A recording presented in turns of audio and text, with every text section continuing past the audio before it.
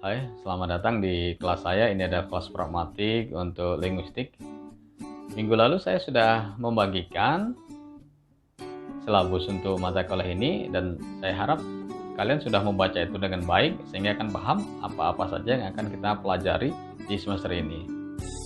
Sebelum kita bahas aspek di pertemuan kedua ini, mungkin teman-teman punya pikiran di situ. Kenapa? Apa pentingnya mempelajari pragmatik di situ?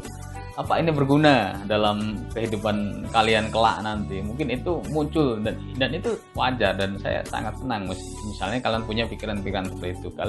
Karena kalian harus punya tujuan yang jelas dalam mempelajari sesuatu. Baik, pragmatik seperti yang definisi yang dipropos oleh Yul, bahwa pragmatik adalah kajian bahasa, kajian makna yang berdasarkan konteks di situ. Artinya apa? Seperti yang saya sudah jelaskan di silabus itu, bahwa dalam pragmatik ya bisa berarti tidak dan sebaliknya tidak bisa berarti ya di situ. Jadi ini sangat kontekstual sekali, berbeda dengan semantik yang murni kajian bahasa, kajian makna yang berdasarkan makna literal. Contohnya kalian menemui kata sulit di dalam suatu teks atau dalam suatu percakapan, kemudian kalian mencoba mencarinya di kamus. Kalian menemukan arti itu di kamus, selesai. Ya, itu karena itu yang dipelajari di semantik aspek surface-nya di situ. Makna literalnya ini berbeda dengan yang kita pelajari di pragmatik. Baik, kita lanjut. Mungkin kalian berpikir itu tadi ya, apa pentingnya sih sebenarnya mempelajari pragmatik?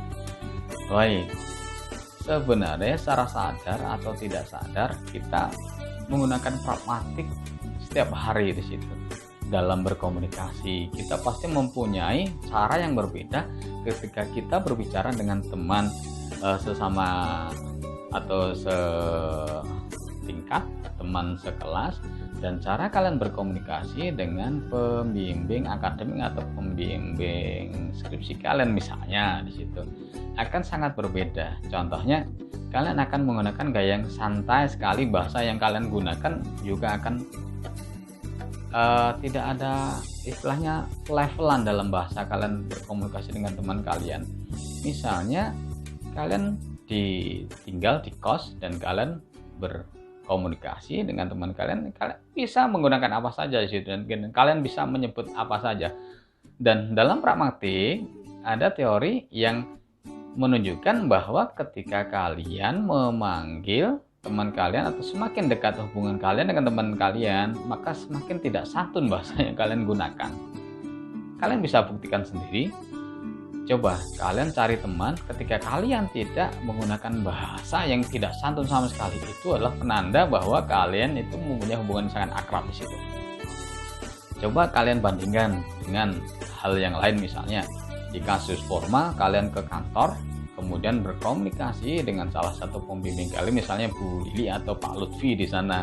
Apakah gaya bicara kalian akan sama dengan yang kalian gunakan dengan teman ketika di kos atau di rumah kalian? Pasti akan berbeda di situ. Dan saya tidak menyarankan kalian mencoba karena kalian merasa dekat dengan Pak Lutfi atau Bu Lili, kemudian kalian menggunakan panggilan-panggilan seenak kalian. Saya jamin itu tidak akan berhasil, jelas. Mungkin itu yang akan kalian coba, tapi saya yakin itu akan gagal. Saya tidak sarankan untuk mencoba itu. Percaya saja teori itu ada. Baik, pada pertemuan kali ini kita akan membahas tentang definisi pragmatik. Jadi begitu ya, akan ada banyak aspek yang akan kita bahas di kelas ini, di kelas pragmatik ini, dan saya harap teman-teman semua aktif di dalam diskusi.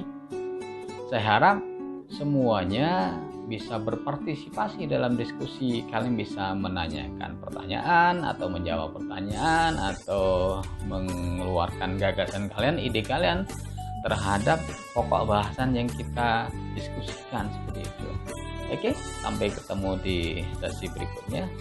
Selamat